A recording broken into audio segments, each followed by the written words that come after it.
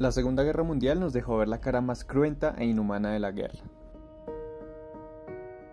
El 6 y 9 de agosto de 1945 se lanzaron ataques nucleares por parte de Estados Unidos contra las ciudades de Hiroshima y Nagasaki en Japón. Hacia finales del mismo año, las bombas habrían matado a un total de 166.000 personas en Hiroshima y 80.000 en Nagasaki, y otros cientos de miles heridos a causa de los riesgos nucleares de la bomba.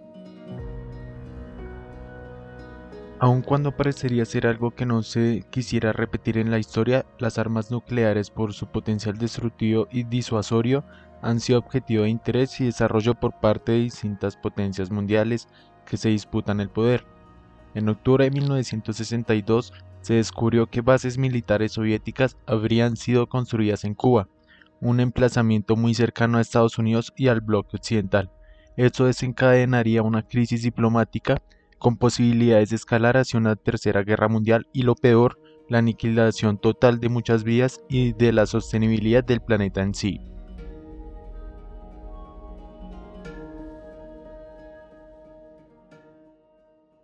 Hoy en día estas tensiones vuelven a estar presentes por la guerra en Ucrania, de acuerdo a los rumores de un posible uso de armas nucleares que tienen en incertidumbre al mundo. Para comprender algunos aspectos que se desarrollan en esta guerra, podemos relacionarlo con lo sucedido en la crisis de los misiles de Cuba. Pero, ¿cómo empezó esta famosa crisis? Los comienzos de este famoso acontecimiento histórico se remontan al finalizar la Segunda Guerra Mundial, con la derrota del fascismo. Estados Unidos y la Unión Soviética se adentraron en una competencia geopolítica por el dominio global, que conllevaba una carrera armamentística nuclear, donde los estadounidenses estaban más adelantados que los soviéticos.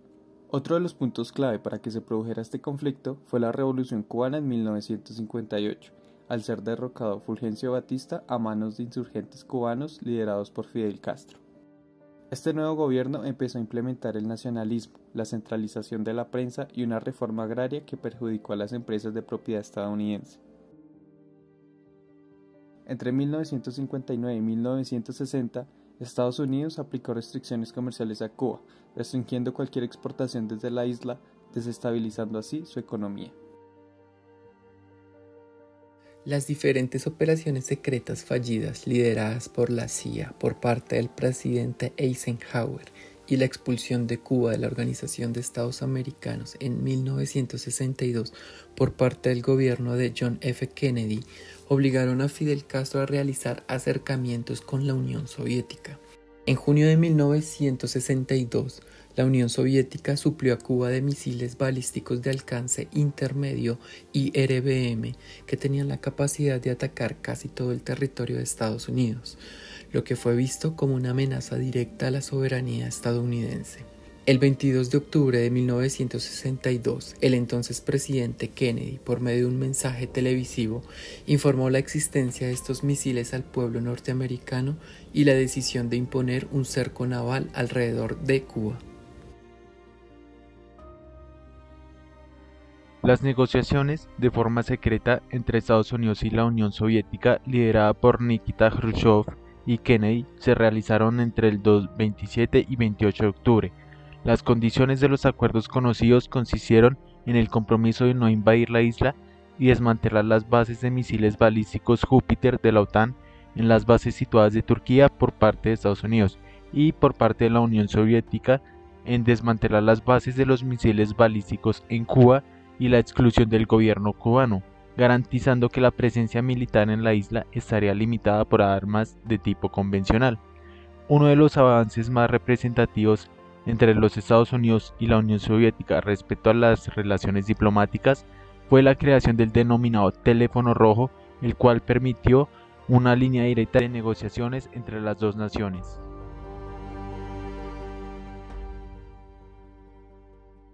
Estos momentos de tensión fueron ampliamente cubiertos por medios de comunicación a lo largo del mundo, mostrando los difíciles días que se vivieron entre el 16 y el 29 de octubre de 1962. The Washington Post y The New York Times llegaron a tener la información en exclusiva tiempo antes de que el presidente Kennedy se pronunciara al respecto. En este sentido, los medios de comunicación jugaron un papel importante y comprometido que se utilizó como estrategia de propaganda para cada bando. Algunos titulares y noticieros también aumentaban la tensión, no solo entre estos dos países, sino de manera mundial. Así se dieron algunos de estos momentos.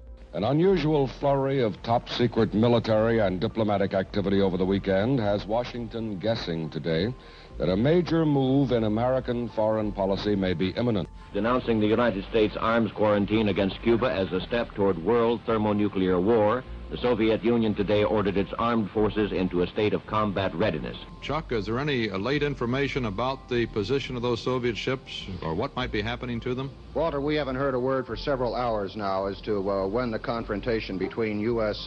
vessels and the Soviet ships will... This is a special report from CBS News. Well, at its beginning, this day looked as though it might be one of armed conflict between Soviet vessels and American warships on the sea lanes leading to Cuba.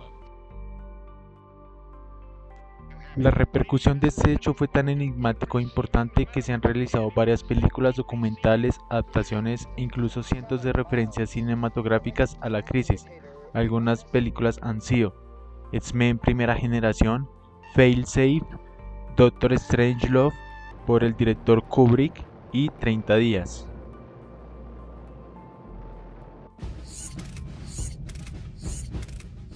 Volviendo al presente de la actual confrontación que vimos en nuestros días, podemos decir que la tensión nuclear en Ucrania es muy diferente a la que se vivió por 13 días en Cuba, pues actualmente la estructura de tratados de reducción y limitación de armas estratégicas ha permitido desarrollar una situación nuclear entre Rusia y Estados Unidos estable, creando una igualdad nuclear, la imposibilidad de un primer ataque por sorpresa y la incapacidad de que ninguno pueda destruir el arsenal estratégico del adversario, generando así una situación pareja y acercando una posible guerra mundial nuclear a lo imposible.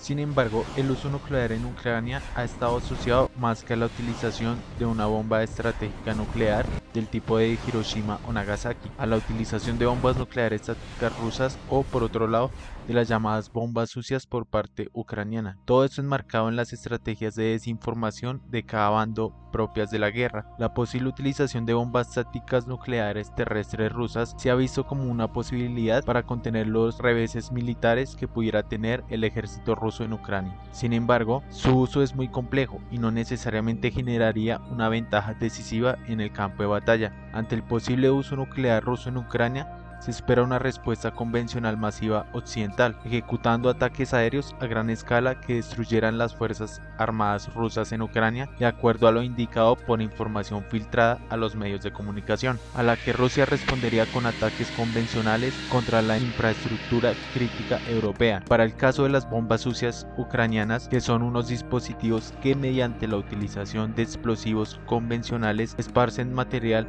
radiológico o radioactivo, de acuerdo a lo comunicado por Rusia, se buscaría culparla de su uso para o afianzar los apoyos a Ucrania o buscar una respuesta contundente sobre Rusia de parte de sus aliados. Así pues, el uso de algún tipo de armamento nuclear en Ucrania sigue siendo de actualidad.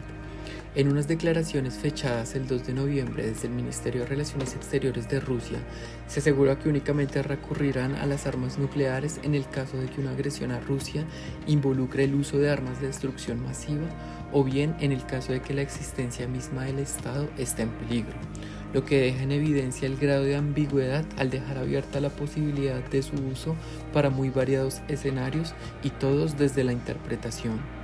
Por lo tanto, el uso retórico de la utilización de armamento nuclear en Ucrania es una herramienta más en los manejos informativos, o mejor, desinformativos, de todas las partes involucradas en el conflicto y una manera para, a través de la disuasión mediante el miedo, cuestionar los posibles escenarios de ayuda y o intervención de los diferentes actores involucrados.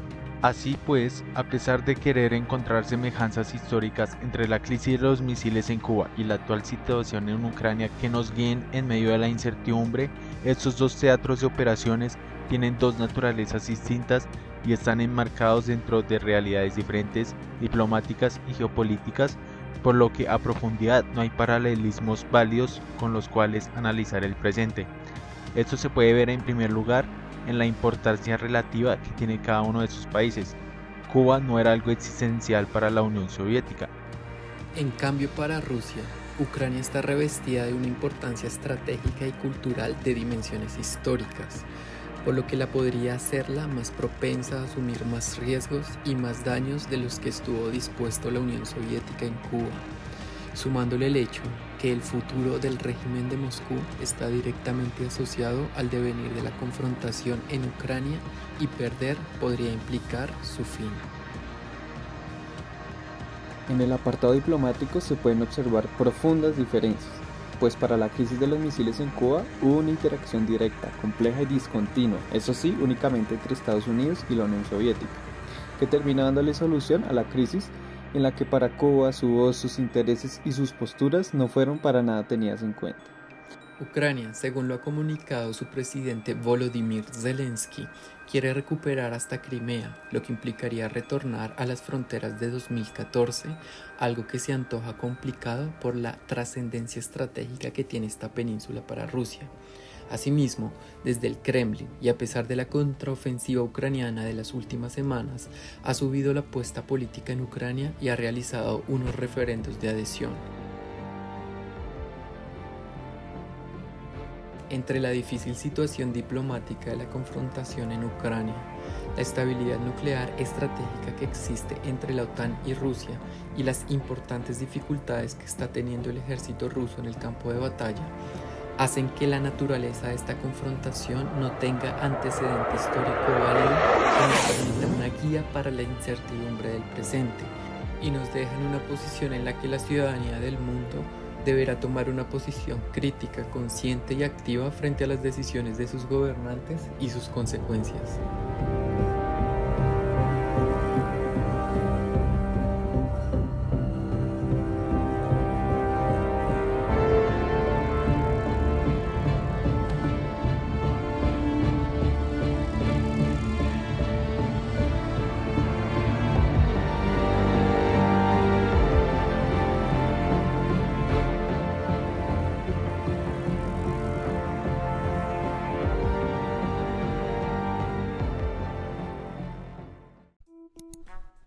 Finalmente queremos invitar a todas las personas que vean este video a firmar la petición sobre la aprobación del Tratado de Prohibición de Armas Nucleares en Colombia.